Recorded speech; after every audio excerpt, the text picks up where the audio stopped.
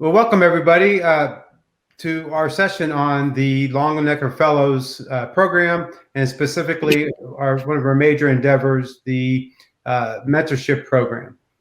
My name is Jeff Hornsby. I am the Director of the Rainier Institute for Entrepreneurship and Innovation and Chair of the Entrepreneurship and Management Department at the University of Missouri, Kansas City. I have been a member of USASB since 1991. So I go way back. And ever since I joined USASB, my mentor, who is a past president of USASB, Don Kracko, who's now at Indiana University, was on the board of USASB and also in the fellows group.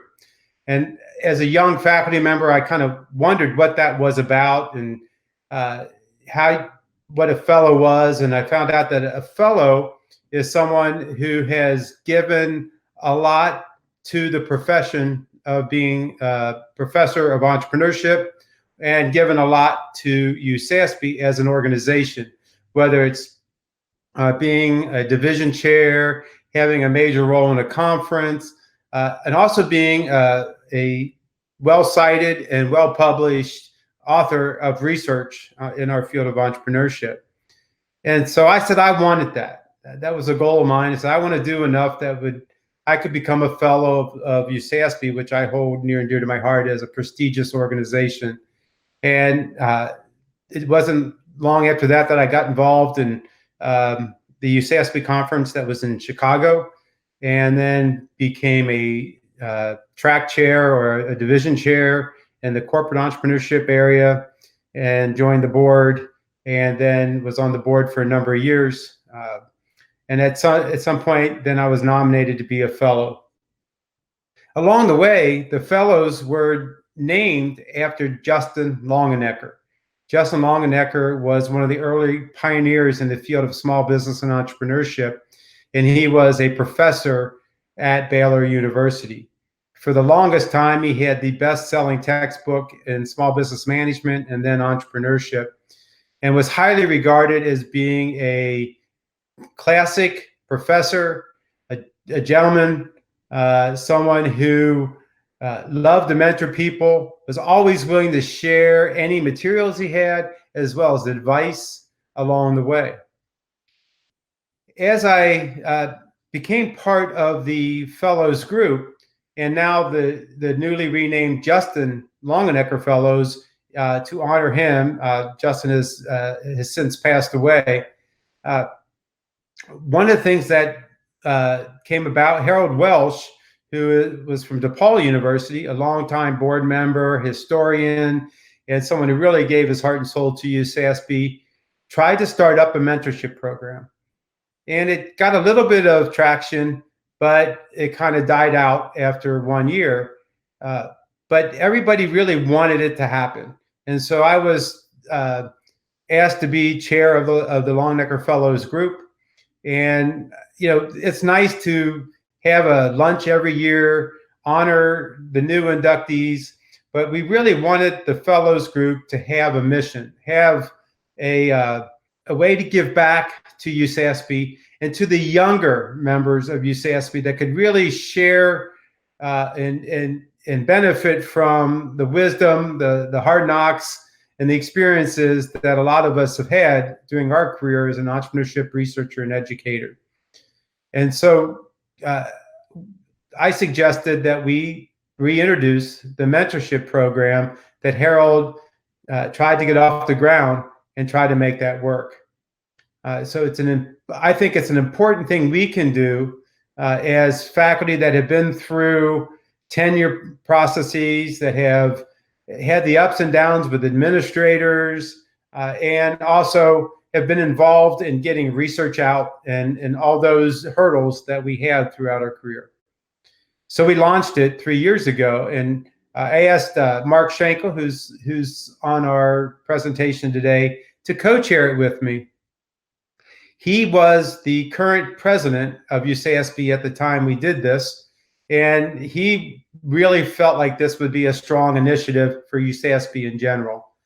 And so the two of us teamed up to launch the program that we have today. So I'm going to turn it over to Dr. Mark Schenkel to talk a little bit about how we set up the program and the logistics of how you can get involved in the UCASB Longenecker Fellow Mentorship Program.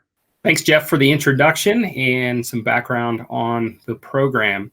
My name is Mark Schenkel. As Jeff indicated, I'm a past president of UCASB. In 2018, I've been attending UCASB since roughly 2003 as a doctoral student. And in the various years in between there, I've been engaged in a whole host of roles, largely at the urging of many of the mentors that serve in the Longenecker Fellows group. So I was encouraged from a very early stage of my career to get involved. And like Jeff, I always looked up to the folks in this particular group with respect to their accomplishments, to the field, their willingness to serve, their willingness to give back. So it's been a great pleasure to be a part of this initiative with Jeff. And as he indicated during that presidential year, this was a really exciting initiative from my perspective, and it's been a lot of fun to work on it. So what did we think about as we were designing this program?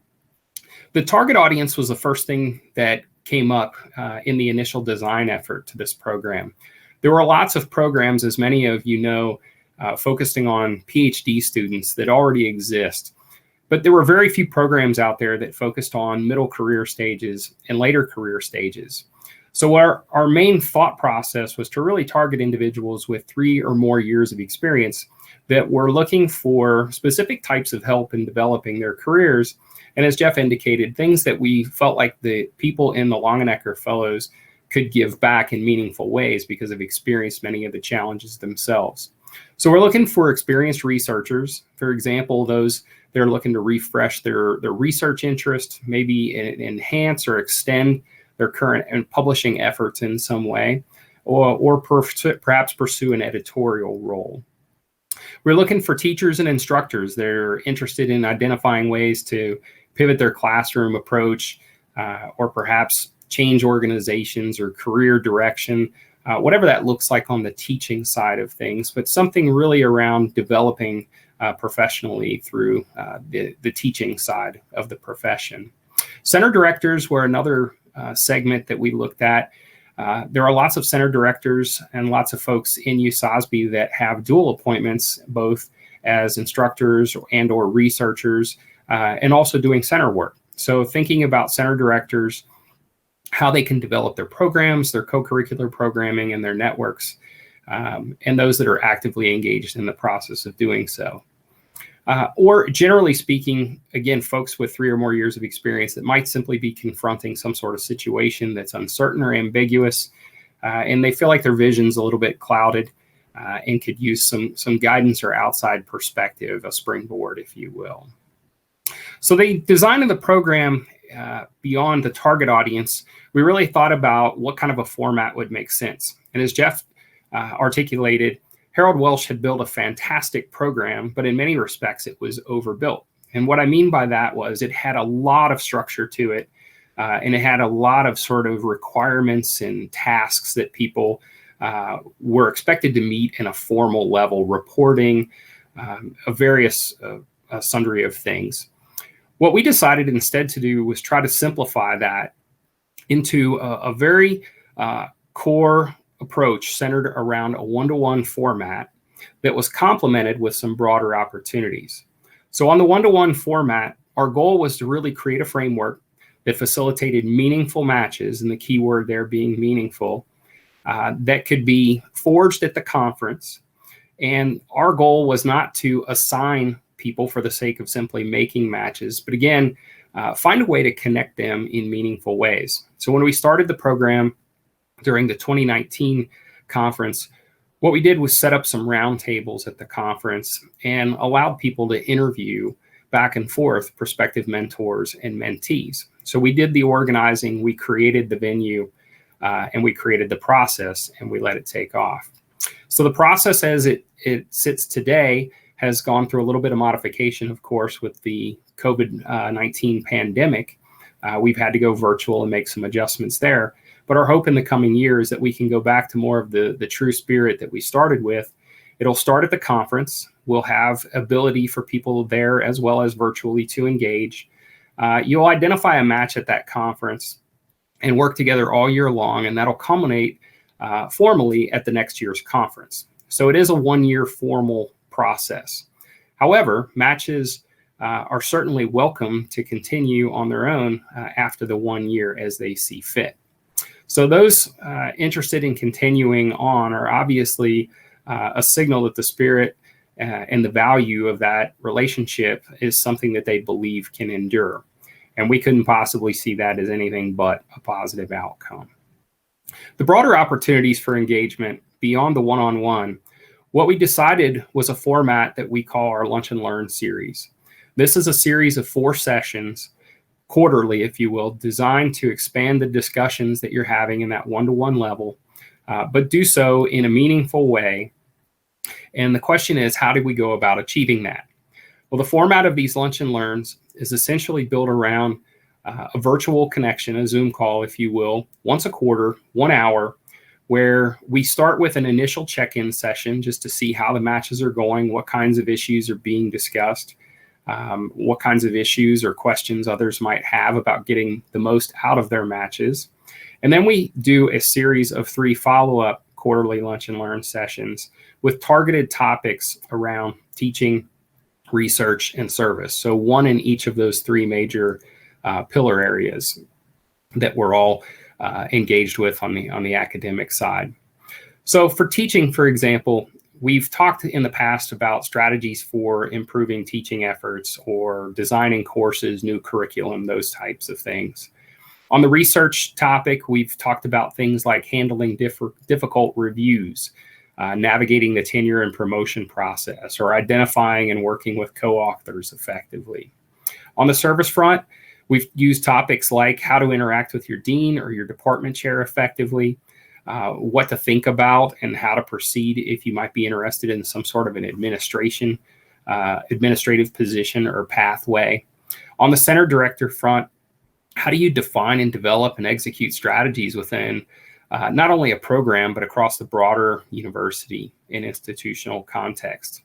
So the key here is that all of these topics are really driven by the mentors and the mentees throughout the year. So we send out a call for questions in advance of those Lunch and Learn sessions, and we try to organize the sessions around meaningful topics.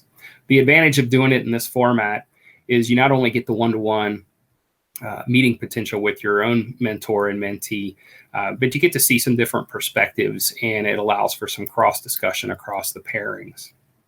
So that brings us to how to apply. The deadline for this year's application is October 4th. Their application information is available on the USOSB website. There's a link there. In order to apply, you simply have to commit to registering for the conference, and you have to be willing to participate in that initial 2-hour virtual introduction session. So that'll be held at the conference. People that are there, as well as people that are attending virtually, will be able to participate. And our goal there is, again, to facilitate and create a session where people can match with one another and identify whether or not they think they have a good fit for the coming year. You also have to agree to participate in the one-on-one Lunch and Learn webinars throughout the year, and set up times to meet with your mentor and mentee to help you connect with different resources, opportunities, or ideas, explore ideas that you have. The only other requirement is simply that you maintain membership throughout the year. That's pretty straightforward.